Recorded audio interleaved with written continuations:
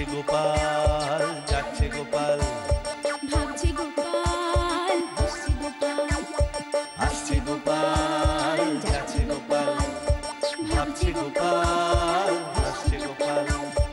যুগের পরে যুগ কেটে যায়, মানুষ তাকে ভোলে না। যুগের পরে যুগ কেটে যায়, মানুষ তাকে ভোলে না। চলে না রে, চলে না রে, চলে না রে, চলে না, চলে না রে, চলে না রে, তাকে ছাড়া চলে না। কে সে? পরিচয় কি তার? হাসির রাজা, জ্ঞানের রাজা, রসিক রাজা গোপাল ভাঁড়। হাসির রাজা, জ্ঞানের রাজা, রসিক রাজা গোপাল ভাঁড়। হাসির রাজা, জ্ঞানের রাজা।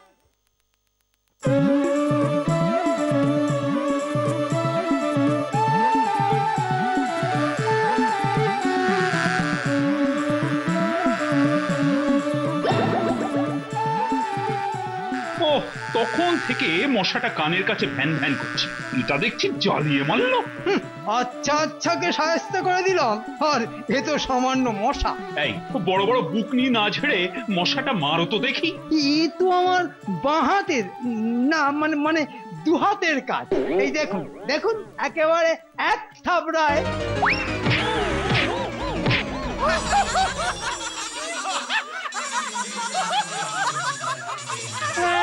একটা মশা মারতে গিয়ে তো একেবারে ভিড়মি খেয়ে পড়লে। মানে মানে ওই অনেকদিন অভ্যাস নেই তো, তাই বোধহয়। তাই তাই না করে রাজ্যের কোথায় কি হচ্ছে সেসব খবর একটু খুলে বলো তো। শান্তি শান্তি শান্তি। ওছো ঠেলা, এ আবার ধ্যানে বসতো নাকি? না না, রাজ্যের সব জায়গায় শুধুই শান্তি। মিলেমিশে আছি মোরা, আহা কি শান্তি। চোখে মুখে নেই দেখো এক ফোঁটা ক্লান্তি। কিন্তু এমন সুখের সময়ে গোপালকে দেখছি না কেন? সে বেশ বহাল তবিয়াতেই আছে। ও বটে, তা তিনি কোথায় কি করছেন শুনি? শুনেছি গোপাল নাকি বাড়িতে বসে বই নাকি একটা লিখছে। গোপাল বই লিখছে? এইটা একটু বাড়াবাড়ি হয়ে গেল না? মানে একেবারে বই? সত্যি গোপাল পারেও বটে বাবা। কিন্তু মহারাজ, এইভাবে রাজসভায় না এসে এই চুপি চুপি নিজের কাজ করাটা কি ঠিক হচ্ছে? ঠিকই তো, তাহলে ব্যাটাকে একেবারে বেঁধে নিয়ে চলে আসি। এই এখনই ওসব বাঁধাবাঁধি না করে গোপালকে বরং তাড়াতাড়ি রাজসভায় হাজির হতে বলো। আমি এখনই খবর পাঠিয়ে দিচ্ছি মহারাজ। গোপাল একবার আসুক সামনে, তারপর ঠিক খুঁজিয়ে বার করব ব্যাপারটা। এবার তাহলে মজার ধাঁধাগুলো সাজিয়ে ফেলি। না না না, তার আগে কয়েকটা বুদ্ধির প্রশ্ন ভেবে নিই তো। উনি বসে বসে বই না কিছুই লিখবেন, আর আমার হয়েছে জ্বালা। গিন্নির ঠিক কোন জায়গাটা জ্বলছে শুনি? বলছি বলে আবার ফোড়ন কাটা হচ্ছে। জিরে ফোড়ন এসব তো তুমিই সামলাও গিন্নি। সেই জন্যেই তো বলছি, বলি বাড়িতে এমন গ্যাঁট হয়ে বসে থাকলে কি আর পেট চলবে? একটু ধৈর্য ধরো, আমার এই বই ছাপা হবে, আর তারপর ওই বই ছাড় পোকায় খাবে গো। না গো না, এই বই বিক্রি করে অনেক টাকা আসবে। একেই বলে গাছে কাঁঠাল আর গোপে তেল। ও দাদু, কই গো, কত দূর হলো? আরে এই কি আর অত তাড়াহুড়ো করার জিনিস? না না দাদু, তুমি বরং তাহলে ধরে ধরেই লেখো। ব্যাস, এবার আর কি গো, পঙ্গপাল এসে গেছে, আর তোমায় আটকায় কে? মহারাজ জরুরি তলব করেছেন। এই কথাটাই তো ভাবছিলাম, এখনো কেন ডাক এলো না? গিয়ে বলো কালকে যাব। না না না না না না, সে হবে না। মহারাজ আজকেই হাজির হতে বলেছেন। বেশ, তবে না হয় এখনই দেখা করে আসি, তোদের সাথে পরে কথা বলবো।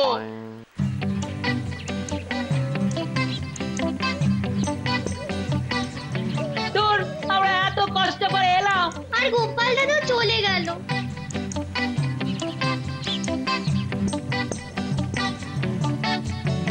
মহারাজাধিরাজ কৃষ্ণচন্দ্রের জয় হোক। আরে বাবা, এই কদিনে তো দেখছি একেবারে হাঁক ডাকও বদলে ফেলেছো। গোপাল কি আর এখন আমাদের মতো সাধারণ মানুষ মহারাজ?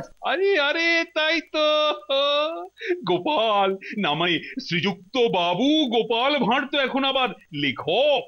ওই যাকে বলে সাক্ষাৎ জ্ঞানের ভান্ডার। হ্যাঁ, বিদ্যার সাগরও বলা যেতে পারে। বটে, আগে থেকেই সব ঠিক করা আছে মনে হচ্ছে। তবে মহারাজ, গোপালকে এখনই একটা উপাধি দিয়ে দিন। তাও দেওয়া যেতে পারে, মানে ওই জ্ঞান তীর্থ। হ্যাঁ হ্যাঁ, সবারই তো মনে মনে একটু স্বাদ থাকে। কি বলো গোপাল? মহারাজ, চীনা বামুনের কি আর পইতে লাগে? হচ্ছে উপাধির কথা, আর তুমি কোত্থেকে বামুনকে নিয়ে এলে? না, মানে ওই মানুষ প্রকৃত জ্ঞানী হলে তার আর উপাধির কি দরকার মহারাজ?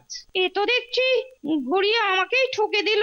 মনে হচ্ছে গোপালকে গিয়ে এক্ষুনি একটা গাঁটটা মারি। তা গোপাল, তুমি কি এমন জ্ঞানী হয়ে গেছো যে একেবারে বই লিখতে শুরু করলে? মনে হচ্ছে সবাই মিলে মহারাজের কান ভারী করে দিয়েছে। বেশ মেপে চুপে কথা বলতে হবে। এই ওরকম পিট করে না তাকিয়ে ঝটপট বলো তো ব্যাপারটা কি? এই এদিক ওদিক থেকে যতটুকু জেনেছি তাই একটু লিখে রাখছি মহারাজ। যেন বিনয়ের অবতার।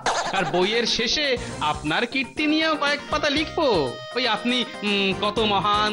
অত তেল মাখাতে হবে না, তুমি না বললেও সবাই আমাকে চেনে আর জানে। আরে ঝগড়া থামাও।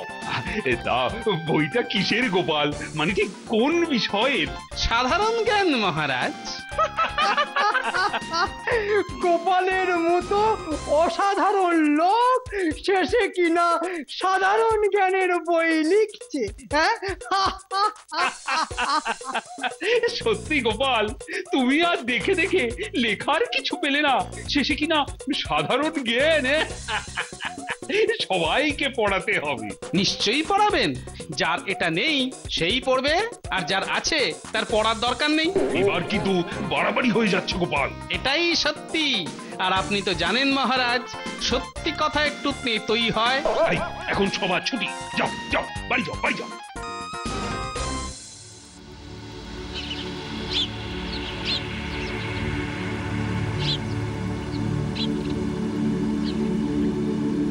পাকা ফল আর বাহারি ফুলের গন্ধে বাগানটা যেন একেবারে মোমো করছে। ওইদিকে আকাশে সাদা হাঁসের দল, চোখ দুটো যেন জুড়িয়ে যাচ্ছে। হবেতেই হু হ্যাঁ করে ছেড়ে দিচ্ছে। মনে হচ্ছে মহারাজের মেজাজটা এখনো খিঁচড়ে রয়েছে। এবার তাহলে আচ্ছা করে ঘেঁটে দিতে হবে। বুঝতে পারছি না, না না, কিছুতেই বুঝতে পারছি না। আমি বুঝতে পেরে গেছি মহারাজ, গোপালের ভাষণ শুনে আপনার মেজাজটা এখনো তেতো হয়ে আছে। গোপাল যেন নিজেকে ভীষণ জ্ঞানী ভাবছে। শুধু তাই নয়, ও তো একেবারে আপনার ওপর দিয়ে যেতে চাইছে। তাই তো দেখছি। এইভাবে গোপাল শুধু আপনার নয়, এই রাজ্যের অপমান করছে। আমিও দেখছি এবার গোপালের সাধারণ জ্ঞান বিদ্যা কত দূর, এবার আমিও সেটা দেখছি।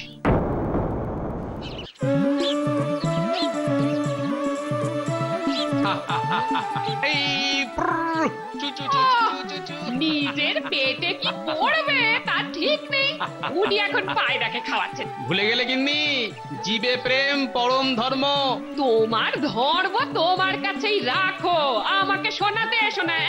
কিন্তু ওদিকে আমরা যা শুনে এলুম। হ্যাঁ গো দাদু, শুনলে তোমার ওই যে কটা চুল আছে সব খাড়া হয়ে যাবে। ব্যাপারটা কিন্তু বেশ গুরুতরই মনে হচ্ছে। ওরে ওরে, কি সর্বনাশ হয়েছে রে। ওগো, এবার কি হবে? বোঝো ঠেলা, কোনো কথা না শুনেই হাউ হাউ করে শুরু করে দিল। তা হয়েছে কি সেটা তো বলবি। মহারাজ মন্ত্রী মশাইকে সঙ্গে নিয়ে পণ্ডিত মশাইয়ের কাছে এসেছিলেন। ওদের মধ্যে কি সব যেন কথাবার্তা হচ্ছিল, আড়াল থেকে পুরোটা শুনতে পাইনি। তবে মনে হলো পণ্ডিত মশাই দলবল নিয়ে আসছেন। বুঝেছি, মহারাজ তার মানে একেবারে ময়দানে নেমে ঘুঁটি সাজাচ্ছেন। জানি মহারাজ যখন নিজে রাজসভায় ডেকে পাঠিয়েছেন, তখন জানি কিছু একটা হবেই হবে। সেসব কিছুই হবে না। কিছু হবে না মানে? আমি এখনো বলছি বন্ধ করো, তোমার ওই বই লেখা বন্ধ করো গো, বন্ধ করো। লেখা বন্ধ হবে না, তবে পণ্ডিতের মুখ বন্ধ হবে। সেটা আবার কি করে হবে? আর ভালো করে শোনো সবাই, যা বলছি ঠিক সেই মতো কাজ করবে।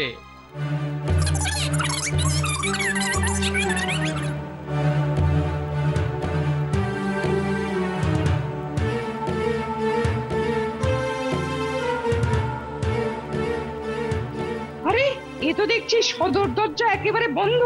মনে হচ্ছে ভেতরেও তো কেউ নেই। ভালো করে ঠেলে ঠুলে দেখ খোলে কিনা।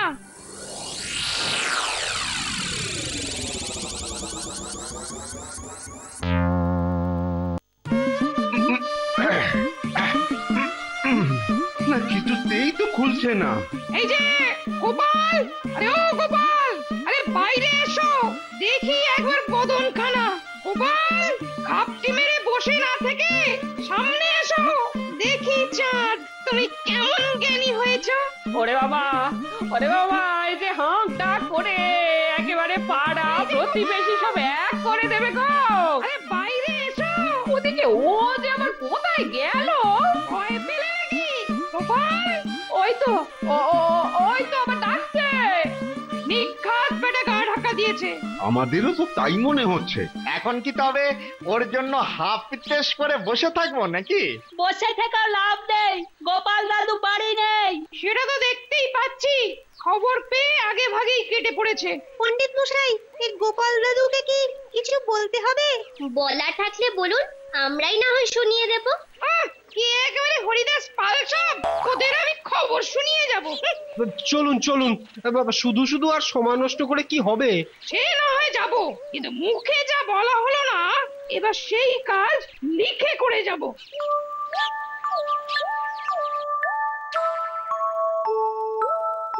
পণ্ডিত মশাইকে খেপিয়ে দিয়ে কাজ হয়েছে মনে হচ্ছে। এই গোপাল দাদু তো এটাই করতে বলেছিল নাকি? চুপ করে দেখ কি করে। এই আমি একেবারে বড় বড় করে লিখে দিলাম, মূর্খ। এটা কিন্তু দারুণ হয়েছে। একেবারে কাজের মতো কাজ হয়েছে। বেটা ভিতু, বেটা আমার সঙ্গে লাগবে, এসে যখন দেখবে দরজায় কি লেখা আছে, তখন টের পাবে কত ধানে কত চাল।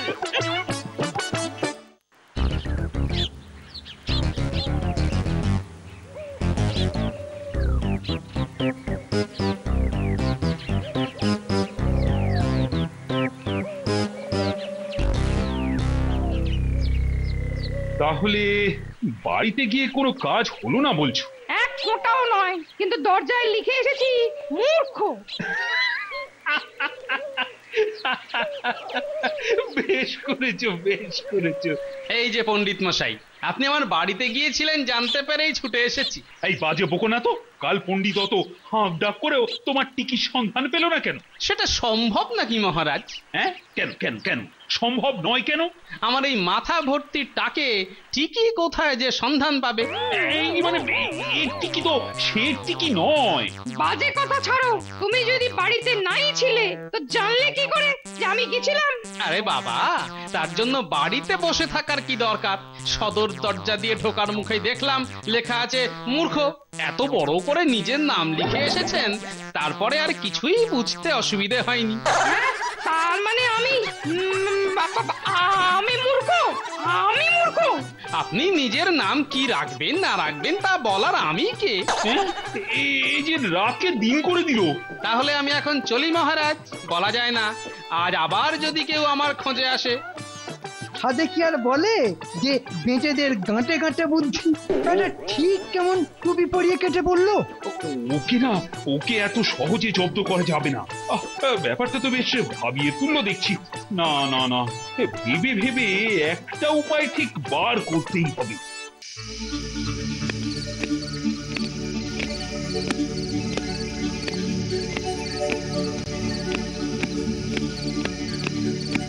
মনে হচ্ছে মহারাজ গভীর কোনো চিন্তায় ডুবে রয়েছেন।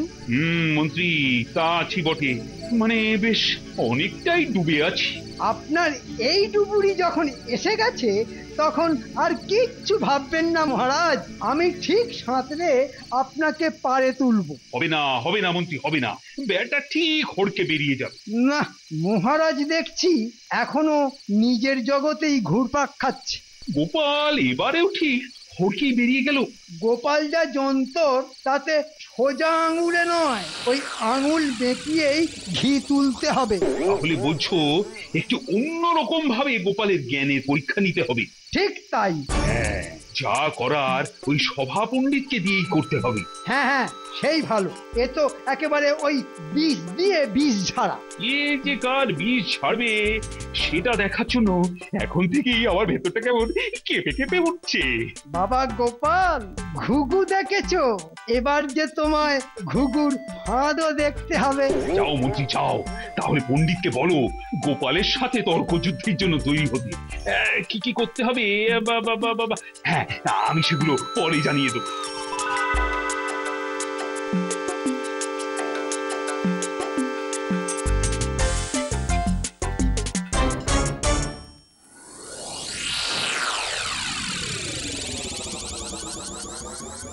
কি গোপাল, আজ যেন মেজাজটা বেশ ফুরফুর করছে। না না মহারাজ, সুরসুর করছে। সে কি? হ্যাঁ হ্যাঁ, ওই ডান হাতের তালুটা। তবে তো মনে হচ্ছে কপালে প্রাপ্তি যোগ আছে। প্রাপ্তি যোগ? তা আছে ওই কি। ও মা, দেখেছো মহারাজ কেমন দুষ্টু দুষ্টু হাসছে। তা গোপাল, তোমার বই লেখা কত দূর এগোলো? 3 জনের কাজ তো ওই প্রায় শেষের দিকে। 3 জন? হ্যাঁ মহারাজ, ওই যে কালি কলম মন লেখে 3 জন, ওই 3 জনকে বাগে নেই তো লিখতে হচ্ছে। বেশ বেশ বেশ, সে না হয় হলো, কিন্তু এদিকে আমার মনে যে একটা কাঁটা কদিন ধরেই খচখচ করছে, তার কি হবে গোপাল? কোন কাঁটা মহারাজ? এই আমাদের পণ্ডিত সত্যি সত্যি মূর্খ নাকি তুমি সত্যি সত্যি জ্ঞানী? মনে হচ্ছে মহারাজ আমাদের দুজনকে লড়িয়ে দেবার ফোন দিয়ে এটেছে।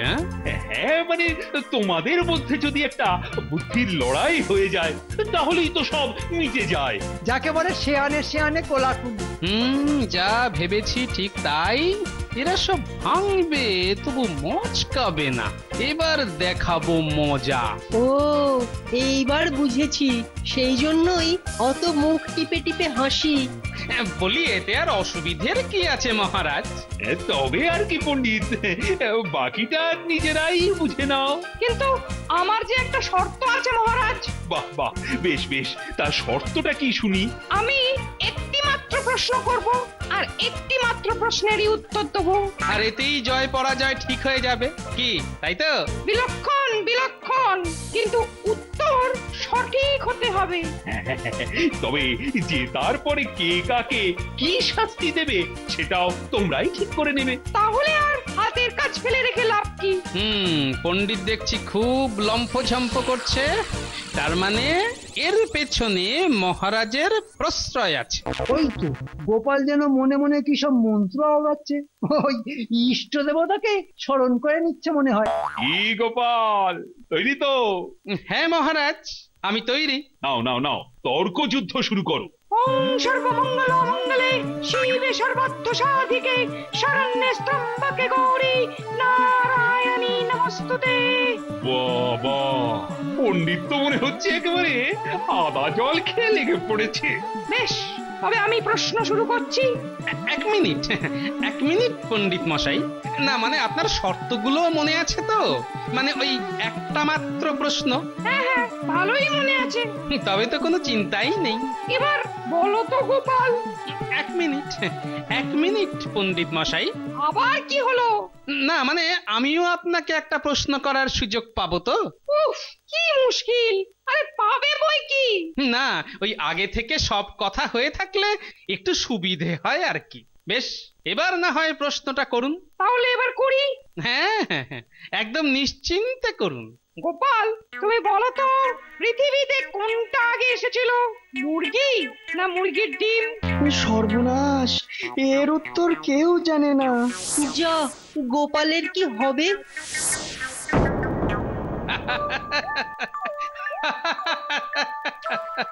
প্রশ্ন শুনে গোপালের মাথা খারাপ হয়ে গেছে। বলো গোপাল, বলো, পৃথিবীতে কোনটা আগে এসেছিল, মুরগি না মুরগির ডিম? এ তো সহজ প্রশ্ন, উত্তর হলো মুরগি। ওই দুম করে একটা উত্তর দিলেই তো আর চলবে না, সঠিক উত্তর দেওয়া চাই। সে না হয় আমি দিতেই পারি, কিন্তু শর্ত অনুযায়ী আমি যে ওই একটার বেশি প্রশ্নের উত্তর দেব না। আর আপনার যদি মনে হয় উত্তর ভুল, তাহলে আপনি প্রমাণ দিন। হ্যাঁ, হ্যাঁ, আপনার একটা প্রশ্ন করার কথা ছিল আর তার জবাবও আমি দিয়ে দিয়েছি, তাই আর কোনো প্রশ্নের উত্তর আমি দেব না। এই রে, পণ্ডিতকে তো আচ্ছা পেঁচে ফেললো দেখছি। বাবা, এই হলো গোপাল। আমরা যদি যাই ডালে ডালে, তাহলে ও যায় পাতায় পাতায়। এবার তবে আমার পালা। মানে তাই তো, হ্যাঁ তাই বটে। আমার প্রশ্নটা একটু অন্য রকম। এই অন্য রকমটা কি রকম? মানে হলো এই উত্তরের সঙ্গে সঙ্গে পণ্ডিত মশাই নিজের শাস্তিটাও বেছে নিতে পারবেন, একটার সঙ্গে আরেকটা বিনামূল্যে। পণ্ডিত এবার গেল। পণ্ডিত মশাই, আমার প্রশ্ন হলো, আপনার সামনে দুটি রাস্তা আছে, হয় যাবজ্জীবন কারাদণ্ড অথবা সারা জীবন আমার দাস হয়ে থাকা। আপনি কোনটা বাছবেন? এই রে, কোনটা বাছি, কি উত্তর দিই? শর্ত অনুযায়ী একটা উত্তর যে আপনাকে দিতেই হবে। পণ্ডিতকে তো আচ্ছা পেঁচে ফেলেছে তো গোপাল। তাহলে ওই তোমার দাস হয় না হয় না, মানে এছাড়া আর উপায় কি? মহারাজ, যদি ওনার উত্তর সঠিক হয় তাহলে ওনাকে আমার চাকর হতে বলুন, আর না হলে ওনাকে যাবজ্জীবন কারাদণ্ড দিন। আমার ঘাট হয়েছে, আমি আমার হার স্বীকার করে ক্ষমা চেয়ে নিচ্ছি। আর গোপাল বললে আমি গোটা রাজ্য ঘুরে বলে আসবো গোপাল সত্যি জ্ঞানী। গোপাল, এবারের মতন আমায় ছেড়ে দাও। তা বললে তো হবে না, যুদ্ধ যুদ্ধই। পণ্ডিতকে ছেড়ে দাও গোপাল। এইসব আসলে আমারই বুদ্ধি। তুমি প্রমাণ করে দিয়েছো অনেক পড়াশোনা করলেও সাধারণ জ্ঞান অনেকেরই কম থাকে। সহজ কথা বুঝতে অনেক সময়, একটু বেশি সময় লাগে মহারাজ। বেশ বেশ, তবে গোপাল, তোমার বই লেখা হয়ে গেলেই বই ছাপানোর সমস্ত খরচ আমি দেব, আর সেটা আমরা সবাই পড়বো। হ্যাঁ, এই কথা আমি দিলাম। জয় মহারাজ কৃষ্ণচন্দ্রের জয়। না না না, সবাই মিলে বলো, জয় গোপাল ভাঁড়ের জয়।